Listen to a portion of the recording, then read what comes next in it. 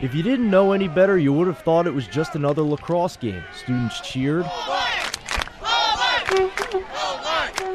Players scored. Shane O'Neill, unassisted. That's O'Neill unassisted for Cornell. And the play-by-play guys did their jobs as usual. It's Fannin behind the net now. But a closer look revealed much more than a lacrosse game. Yes, Hobart lost to Cornell 15-7, but the Statesmen had already won the night before. That's because Hobart won't be moving back to Division III.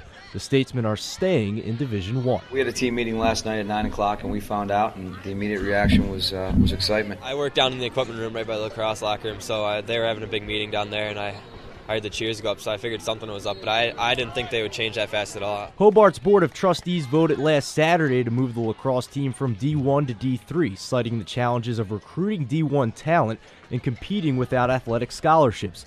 Come Thursday, the board reversed its decision.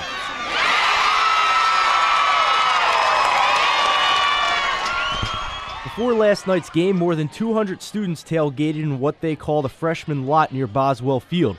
The majority of those asked said they'd rather see the lacrosse team compete in Division I than to go back to the glory days when Hobart won 16 national championships in Division III. It's not about national titles, it's about competing. I'd rather win titles in Division III. We don't need championships, we don't need, win percentages. We just love to support our D1 team, and we like to fight Cornell. We like to beat Syracuse, and one day it will happen, and it'll happen. Cornell and Syracuse rival is sick. I mean, going to the Dome is probably one of the best things here. Personally, I'd rather them compete with the best. I think that they should be D1 because they can. If they can, then do it. This is a great team. They really pulled through. They're over 500.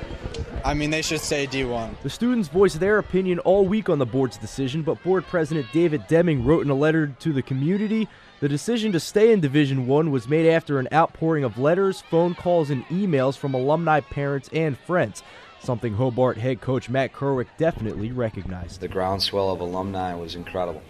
The number that came back and responded and fought for this was a little bit surprising.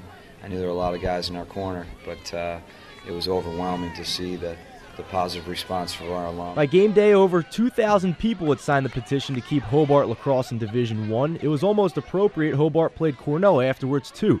Cornell's head coach Jeff Tambroni is also a Hobart alum. It's been an extremely emotional week. I've heard from so many of my teammates and alums from Hobart calling back and just kind of checking in to see what's going on. Coach Tambroni says he doesn't see any reason why Hobart shouldn't be a Division I team. Hobart belongs in Division I based on their talent, based on their production over the years. I certainly believe that, with the right resources, with Matt Kerwick at the helm, that this program will continue to succeed. As for the Statesmen's players, they're pretty happy too. Jeff Colburn's a junior at Hobart, played his high school ball at CNS, and says his family looks forward to those Syracuse-Hobart games with the Krause-Simmons Trophy on the line. Absolutely. I have there's a very close family who enjoys coming to every one of these games. It's only an hour drive, and I'm just very fortunate that I can come back here and do it again next year. Colburn and sophomore Max Sieberlicht admit they thought about transferring to stay in Division I when the news broke,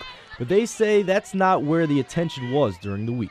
Obviously, that idea has been thrown around, but like we said, our focus was on tonight at 7 o'clock under the lights on Boswell Field. So anything that we needed to think about for our futures was going to come after tonight. I second that.